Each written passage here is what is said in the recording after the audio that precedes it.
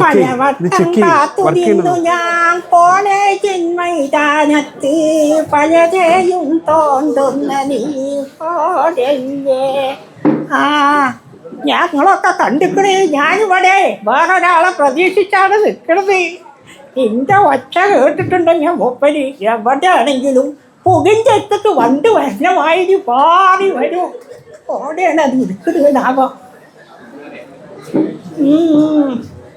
അങ്ങനെ വലിയ സൂത്രക്കാരനായിരുന്നേ.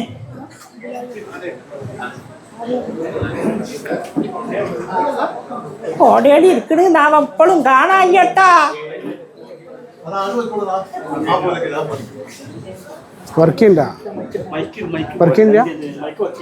അപ്പൊ പരിപാടികളൊക്കെ കണ്ടിട്ട് ഇങ്ങനെ കുത്തിരിക്കുകയാണല്ലേ.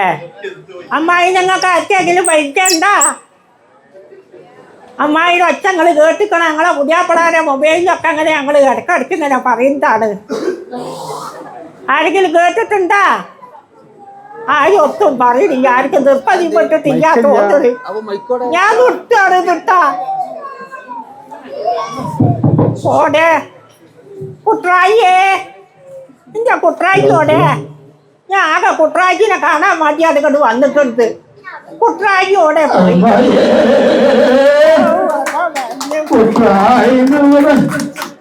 എന്റെ മോളെ പഴയമായിരുന്നു കുട്രായും വെച്ചടി.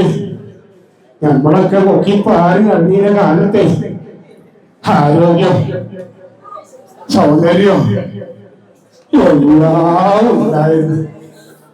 എന്താ ചെയ്യാ ജീവിതത്തിന്റെ ചോദിക്കണി മോളെ.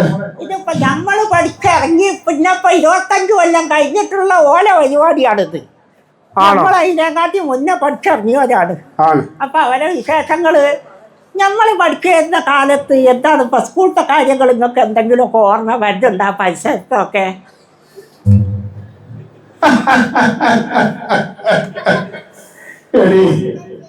അമ്മായി ആ പഴയ കാലങ്ങളൊന്നും ഞാൻ ഓർക്കാൻ ആഗ്രഹിക്കണില്ല. മമ്മൂട്ടി ആവനായില് സിനിമയിൽ പറഞ്ഞ ഡയലോഗ് ഓർമ്മണ്ടോ? എന്ത് ഞാൻ മറക്കാൻ ശ്രമിക്കുന്ന അത് പിന്നെ കുട്ടനാളിങ്ങനെ ഓർമ്മാക്കാൻ പാടുണ്ടോ എന്ന അമ്മായിയോട് സങ്കടത്തോട് ഞാൻ ചോദിക്കാണ്. ഇപ്പത്തെ കാലഘട്ടത്തില് കുട്ടികൾ ചെയ്യുന്ന ഓരോ കോപ്രായങ്ങൾ കാണുമ്പോ നമ്മക്കതൊന്നും ചെയ്യാൻ പറ്റണില്ലല്ലോ സങ്കടം. സ്കൂളിന്റെ പരിസരത്തൊന്നും നിക്കല്ല. നിങ്ങൾക്ക് ആ ധാരാളം കൂടി ഒന്ന് ഉള്ളിവട തന്നെയല്ല ഓർമ്മണ്ട. എടി അന്ന് ഞാൻ വാങ്ങിയിട്ട് അനുഭവം കണ്ടെത്തന്ന് അനക്ക് ഓർമ്മണ്ട. എന്റെ കുട്ടനായി അപ്പളെങ്ങൾ ഇപ്പൊ അതൊന്നും പറയാതിക്കഞ്ഞി. എടി അന്ന് കൂട്ടറായിന്റെ അടുത്തൊരു കണ്ടം കിട്ടാൻ വേണ്ടിട്ട് നീ കെഞ്ചിന്റെ പിന്നാലെ വന്നത് ഇത് ഓർക്കുന്നുണ്ടാ? ഞങ്ങളെ പൊടല് പൊട്ടലൊക്കെ പത്തമ്മത്തിന് തിരിച്ചു കൊടുത്ത വായിച്ചാണ് ആടും കൊണ്ടും കൂടി ഇതൊന്ന് വർത്താനം പണിയിട്ട് കണ്ടിട്ടുണ്ടെങ്കിൽ അണ്ണാൻ മൂത്താലും മരം കയറ്റം മറക്കൂലടി. ഞങ്ങളോട് ഒരു പ്രധാനപ്പെട്ട കാര്യം ചോദിക്കട്ടെ. ഞങ്ങള് പഠിച്ചേ തന്നെ നമ്മളെ മഞ്ചേരി മറ്റേ ഹോട്ടലെത്തിയെന്ന കാക്കത്തെ അയാളെ പേര് എനിക്ക് ഓർമ്മയില്ല. എന്താ അയാളെ പേര്? അയവാക്കാച്ച മോര് നമ്മളെ ശരീവ് അന്ന് അവിടെ പഠിച്ചിട്ടല്ലോ. അവന് ചെറിയ ചെറിയ ചുറ്റിക്കളിയൊക്കെ ഉണ്ടായിരുന്നു. അവനെ പറ്റി നിങ്ങൾക്ക് വല്ലതും അറിയാജേരെ? ശരീവിനെ പറ്റി നമ്മളെ താഴത്തുള്ള ക്ലാസ്സിൽ ഏതോ നമ്മളെ സ്കൂട്ട കുട്ടീരൊക്കെ എത്തി തോന്നുന്നു. എനിക്കറിയ ഒരു പരഞ്ചിച്ചൊക്കെ നമ്മളെ PT മാസത്തിൽ തോലെടുത്ത് കത്തൊക്കെ പിടിച്ചാകെ ബസ്സായല്ലോ. അസംബ്ലിയിലൊക്കെ പറക്കി ഓർത്ത് നോക്കാം നിങ്ങൾ. മനസ്സിനെ കുഴക്കുന്ന ചോദ്യമല്ലോ ഈ ചോദിച്ചത്. അതാണ് ഞാൻ കുറച്ച് മുന്നേ പറഞ്ഞത്. മറക്കാൻ ശ്രമിക്കുന്ന കാര്യങ്ങള് ഓർമ്മാക്കാൻ. എടി സലീമിന്റെ ഒക്കെ പ്രേമം തന്നെയല്ലേ ഇന്നത്തെ കാലഘട്ടത്തിലെ പ്രേമം പോലെ അല്ലടി.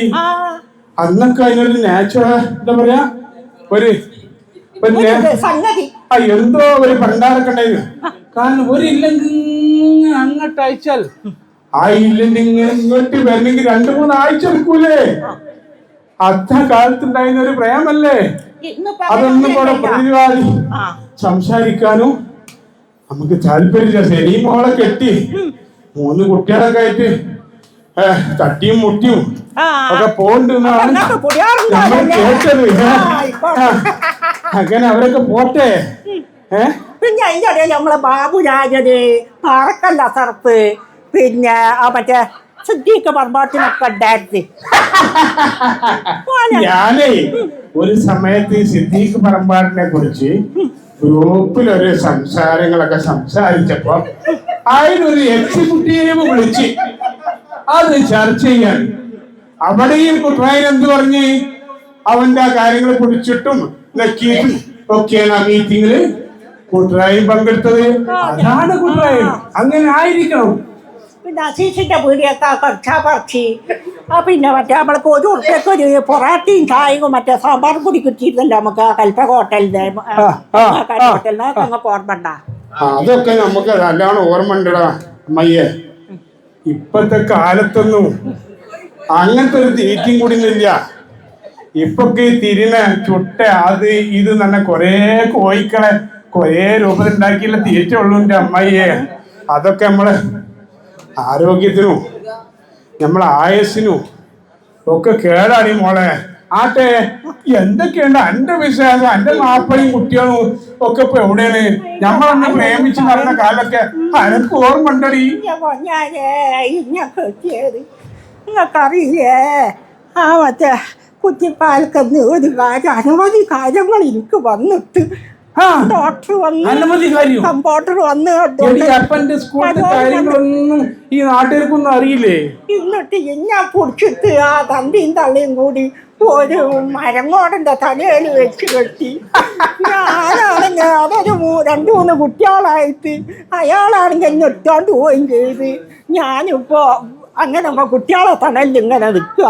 ഈ അമ്മായിയെ എനിക്ക് ഒരു കാര്യം പറഞ്ഞപ്പോഴാണ് എനിക്കും അത് മനസ്സിലായത്. കാരണം ഈ ഇരിക്കുന്ന പെണ്ണുങ്ങളൊക്കെ അതാ മരങ്ങോടന്മാരെ പിന്നിൽ വന്ന ആൾക്കാരാണ്.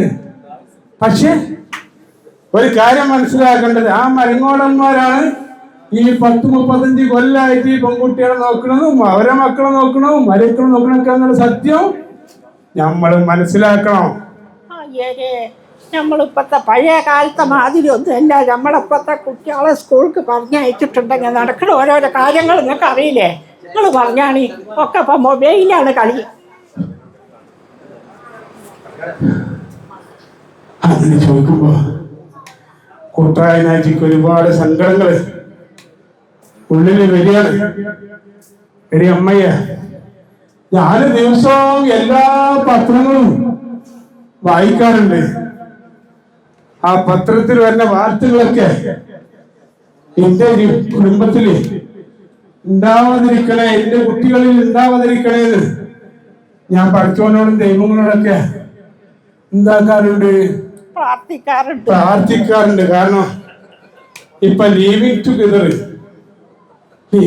എന്താ, ആൺകുട്ടികളും പെൺകുട്ടികളും